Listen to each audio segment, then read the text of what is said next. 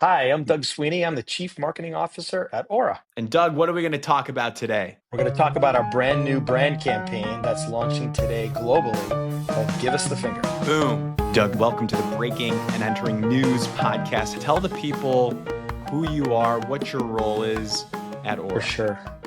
Yeah, so I am the Chief Marketing Officer, and I lead our marketing, communications, creative development, and our retail D2C and our membership business as well. I've been at the company 2.5 years, and prior to ŌURA, I was at One Medical, and prior to One Medical, I was at Nest, the smart Okay. home company. Yeah. Got it. Got it.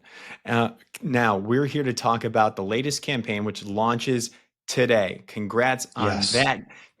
Real quick Thank here, you. give us the rundown of the campaign, like high level. What can people Yeah. expect from this thing? Give Yeah. us the broad overview. For sure. So it's a full 360 campaign. So television, streaming, linear TV. It's a global campaign. So we've got a 60 to 30, 15s. We have out of home that's going to be running in New York City, Los Angeles, Miami, London. So it's a fully global campaign. Social, of course. We have some fun stunts that we're going to be doing in the New York City area. So it is global in its breadth. And it'll be running over the next 3 or 4 months through the summer. Yeah. Amazing. Amazing. Well, when there are activations, you'll have to let us know because we're based here in New York. The Breaking Entering, our team here Ooh, is my co-founder. We will show up. We'll cover it. You just got to give us the heads up. So we're excited to see that. Gino, we will do that for sure.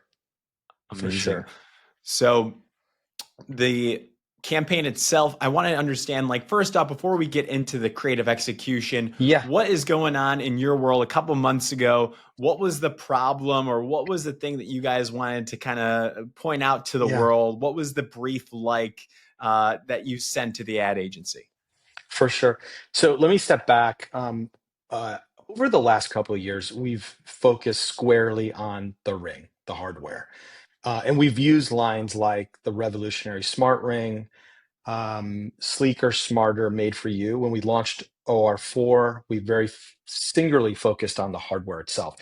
The reason for that was we were educating consumers on what is a smart ring. I mean, we are the leader in the category, small but growing into a big category today. I think this is a full pivot for us, and something that I don't think we could have done 2 years ago. Really, we have our position in the marketplace has grown substantially. Our awareness, both in the U.S. and in many global countries, has grown fast. For example, on Amazon last year, we were the number one selling new product on Amazon in the U.S. We are the third brand in terms of share within wearables on Amazon in the US, which is also kind of incredibly, and our wearable leadership has grown. So those data points gave us confidence that we could actually pivot from focusing squarely on hardware to telling a broader story about wellness and health that was connected with what's going on in culture today. Yeah, yeah. So focusing on the functionality, you have to explain what this is at the first because you guys were kind of new, like Yeah. the first wave to this product. So you have to explain it first before then you can start to make this brand awareness, have fun about the brand. So how good did that feel as a CMO where you're like, hey, this is it. We can take This this is chance. We can tell this story however we want now. How good did that feel when you realized that? It felt really good. I mean, the growth and the brand's leadership in the category is been very powerful and exciting over the last 2 years, and especially in the last 12 to 18 months. And it is a pivot. I mean, wearables today have been really singularly focused on the wrist, and Aura's place on the body and where it sits is just it's different. It sits on your fingers, on your index finger. So that was something we could feel confident in. So the strategy was to focus on longevity. Millennials, Gen Z, and these audiences generationally, it's an important topic, and they're anxious about it, and they want to talk about it, and they're living their lives thinking about it.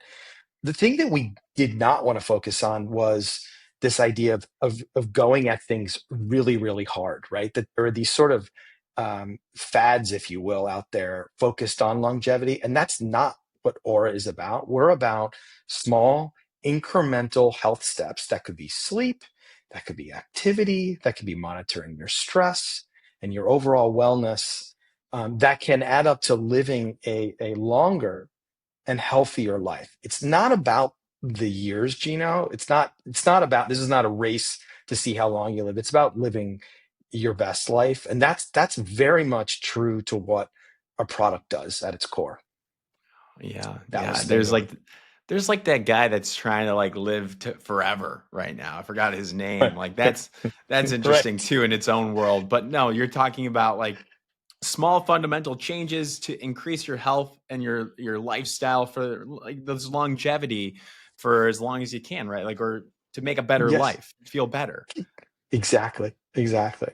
And that's really at the core of it. I mean, I think the other thing, there's a couple other things that we, as we were thinking about the strategy and how do we execute this and working with the agency on, was that there's definitely this sort of cliche of in the wellness industry of glorifying youth, right? It's like show really young, fit people sweating a lot, and then you sort of up to a product shot, right? That's sort of the category convention, and we wanted to flip that on its head. So the cast in the campaign is not your typical 20 or 30-year-old working out really hard and sweating beautifully. It's actually 40 to 70-year-olds that are the heroes. That this idea of growing old is very much the ultimate flex. That is really it's aspirational, and we think it's a really powerful idea, and it's touching on something that's going on within culture. The last thing I would say is where the line that we're using, um, focused on the finger, right? Give us the finger, is something that we believe we can say, and no one else really can. It's unique to Aura. Um, there's also this community of Aura users that when they see another Aura user, they frequently ask, is that an Aura ring? And they want to talk about wellness and what's important to them. So there's a common bond between Aura users. And if you're not an Aura user, we believe the finger is an invitation into the community. It's it's Mhm. it's very singular to our product, and it makes us really unique. And it's something that we thought we could say that no one else really could in the category. Got it. I want to back things up just so we have full Yeah. context here. So you, on the brand side, your teams, like the marketing professionals and maybe like finance is getting involved. You got a bunch of people probably that care about like how do we enter the world in this brand awareness phase now, like this larger brand narrative. So you're locked in on longevity. You don't want to focus on too young of a demographic. You got those things kind of fleshed out there. I'm sure there's a million different ways that you could have gone, right? But the Yeah. data, the gut reaction, the human insights led to, we're going to focus on longevity and not too young of folks here. Um, you know, then what do you tell the ad agency? Remind me who the ad agency is again. When you get that final marketing brief, what is in the marketing brief to them? Yeah, so the agency is Nice&Frank. And I'll tell you a little story about how we got connected with those guys. So Graham North, who's their chief strategy officer, and Laura Petroselli, chief creative officer, um, I had actually worked with years ago, One Medical. They worked on One Medical. We developed a strategy together in that time called Real Life Care, which was our positioning line. And Graham was the strategist within Goodby who worked on that with us.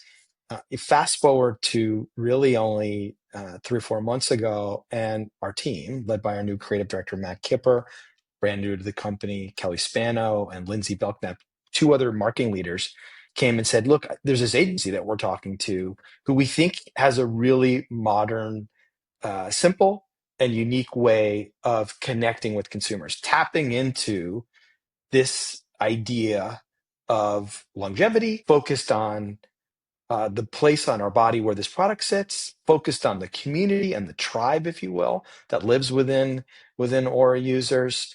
And that really was the genesis of it. We started working with the team there, and the goal, Gina, you were asking like what are we trying to do here? It is about inspiring people. I'd say for one, we want to inspire people to be the best, have the best life that they can, and enjoy their life in the most healthy way that they can. That's thing one. We want to create an emotional connection with people.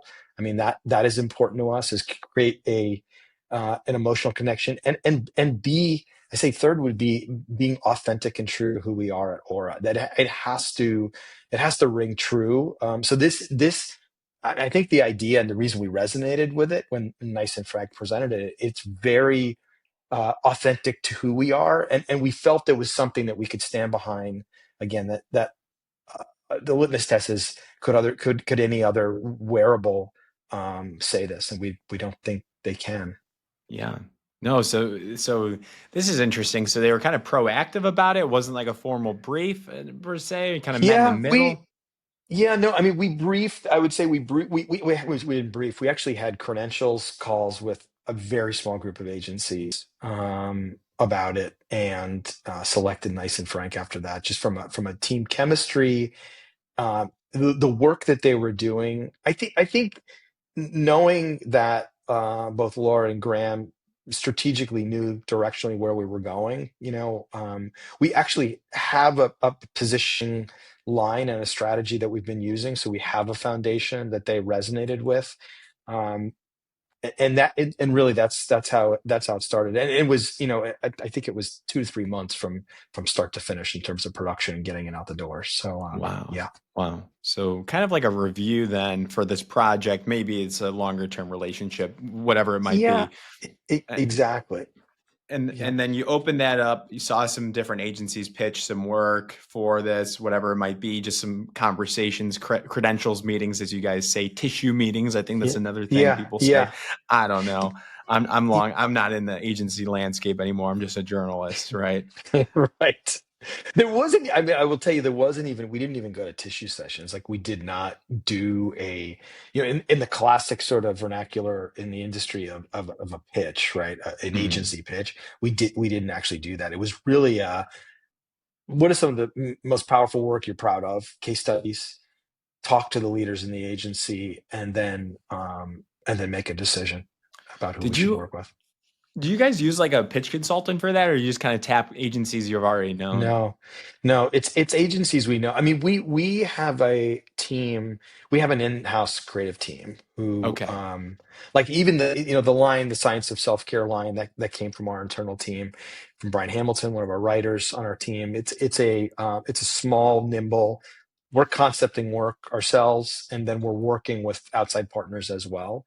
But the Yeah. team is definitely a team that's built with both agency and client experiences. Most of our team on the creative side, and even some of our product marketers, have worked on both sides of the fence. So they're pretty tapped in with agencies to resource, or freelancers that they can go to in terms of developing work.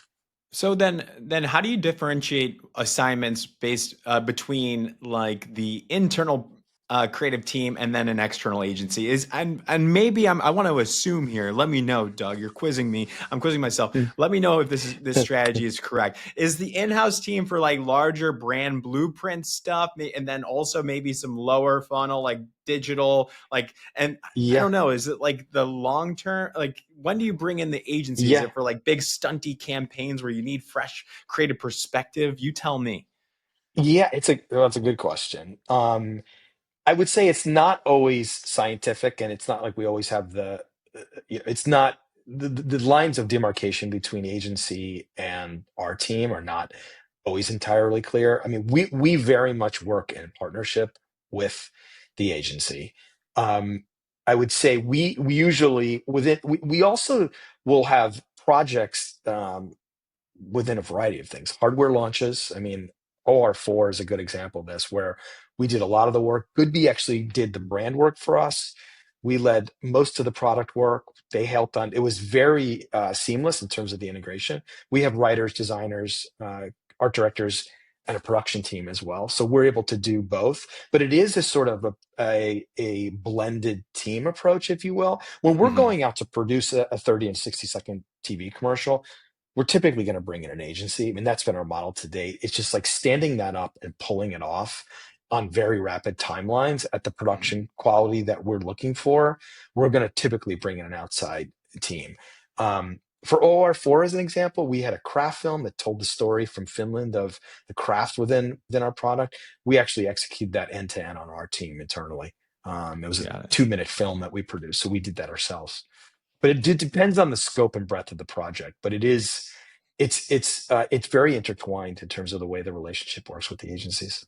Yeah, that makes sense. I mean, you got a tough job here, Doug. Like this is the CMO position, not easy. So I applaud you. I mean, and also to pull off a brand campaign like this today, I'm just so pumped for you. And I wish you all the Thanks, best. Gina. I No, I'm think sorry. I'm sorry. And it is like I said, it's a team. This is a team sport. I mean, we have an amazing team. I think, in terms of the creative expression and this level of craft that we applied to this campaign, I'm super proud of it. I mean, the team did an amazing job. They really did. yeah. Any fun stories about like first rounds you saw? You're like, no way, we can't post this. We can never air this. Or like, this is No, perfect. It was right I on would the say spot right actually, I away. would say give us the finger, give us pause, right? I mean, it did. Like we were, first we're like, wow, that's really powerful. It can come across as crass if not executed properly. Like this is where the craft of execution is important and the way you tell those stories. I mean, it has a double entendre, of course, with the line. It's very singular on the finger. Uses the finger as the iconography, specifically with the ring being central to the story. So there we had discussions on that specifically. We did have discussions about the age of the cast. Is that how's that going to be received? The more we talked about it, the more we felt confident that we were sort of breaking some new ground here, and it was also true to what we deliver at a product and brand experience level. I mean, I think that's the core. Is like, is it authentic and true to what you do every day? And that gave us confidence. But we did those two things specifically. We had conversations about. Yeah. Makes sense. I mean, this could be a pretty long-standing campaign. I hope it is, right? Like that's always like the goal, like to keep coming back to it, has legs, different routes to Absolutely. do I this. think owning the finger is a really visual, powerful idea for us, and it's something we think we can stand behind, and it is really powerful. And if you look at the change in Aura's product offering over the last couple of years, starting as really a sleep tracker, a week or two ago, we launched the metabolic product. We launched stress and resilience a year or so ago. Our women's health efforts, like the product is growing and changing and pivoting as well. So I think it's important for us to be telling stories that really reflect what the product is how it's changing people's lives. Love it. So the campaign launches today. Where can people check out the work? Yeah, I know there's some out-of-home stuff going on I want to check out, but in general, where yeah, can they find some of the for ads? sure on YouTube. We'll be all over the NBA playoffs and finals, so you'll see us there. And your local primetime television. Yeah, for sure. And and any advice that you have for agencies or marketing professionals as they're about to embark on a brand campaign like this, some quick lessons from this specific exercise. Yeah. Um, I mean, I think clarity about the problem you are intending to solve is always is the first question agencies want to know. I spent 15 years on that side of the fence, and what you always appreciated from a client was clarity, singularity in what the problem is. Um, and I think that allows you to deliver powerful and insightful work. I mean, I think that's really the key. Well, Doug, thank you for taking the time. I know it's a busy day Gino, for thank you. you. I'm Yeah, yeah, excited to for watch sure. this all. Yeah, Yeah, thank you. wonderful. Appreciate the Well, time, Gino. take care.